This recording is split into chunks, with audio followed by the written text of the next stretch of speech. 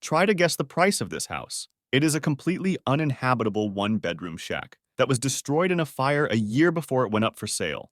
Well, I think most of your guesses are wrong because this property had 33 people battle it out in an auction and it was sold at a whopping $916,000.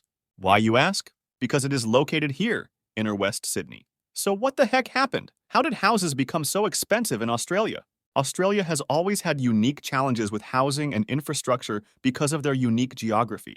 They have four massive deserts, which make about 40% of the country uninhabitable. And as these deserts are in the center, about 90% of the population lives no more than 50 kilometers off the coast. So it's no surprise that these three major cities along the coast are home to nearly half of the Australian population. Even within these cities, there are challenges on how much land is available to build houses. For example, Sydney, the biggest city in Australia, has very little land available for housing as it lies between the Tasman Sea and the Blue Mountains. But these geographical challenges are just the tip of the iceberg in the Australian housing crisis. Geography plays its part, but the main issue is economical. See, despite paying a higher premium due to the scarcity of buildable land in Australian cities, builders make new housing available. But that is not easy to do. Because of stuff like permit issues and weather conditions, it typically takes about 12 to 24 months to build a house in Australia. This means the house buyer will have to wait up to 24 months to receive the keys to his house after he signs a contract with the builder. This waiting time on its own is not unheard of in other parts of the world,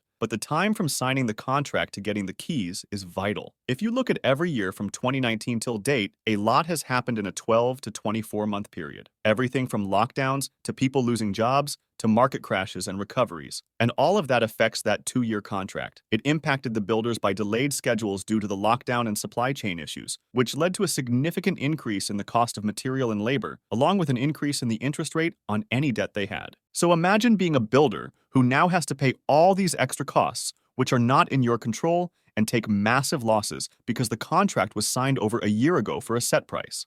Due to this financial stress, 2 Australian construction companies are going bankrupt every single day, meaning there just aren't enough houses being built. A similar stress is being faced by the home buyers. They signed their contracts a while ago and put down a decent amount as a deposit, all in the hopes that when the house is ready, they will be able to qualify for a mortgage and pay the builders on time. But that's easier said than done. Much like most of the Western countries, the Reserve Bank of Australia also dropped their rates to near 0% in order to fight the slowing economy throughout lockdowns, and then suddenly increase them to fight inflation. So the people who were looking for mortgages are now required to qualify on a payment calculated at rates almost 4 times higher than what they were a couple of years ago. The drastic increase in rates means people are qualifying for a smaller and smaller mortgage. The home buyers who signed the contracts now don't have enough to pay for the house, and everyone who didn't sign up for one is feeling that it's impossible to qualify for a big enough mortgage to even make an offer on a property. And people are desperately looking for affordable housing solely because renting hasn't been easier either. A lot of landlords also get affected by the rising rates, and some might be forced to increase the rent dramatically just so that they don't start defaulting on their mortgages. Another factor that has greatly contributed in this crisis is immigration.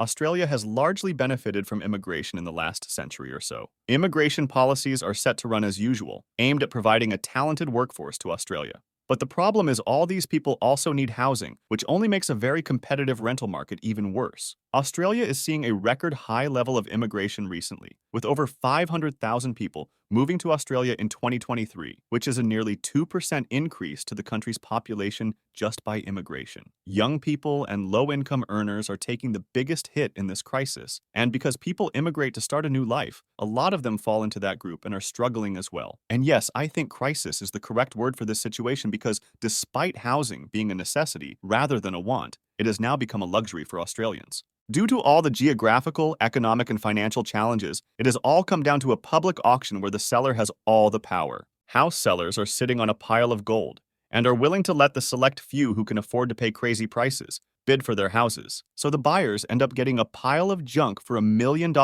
while others continue to wait in the hope that things might change one day.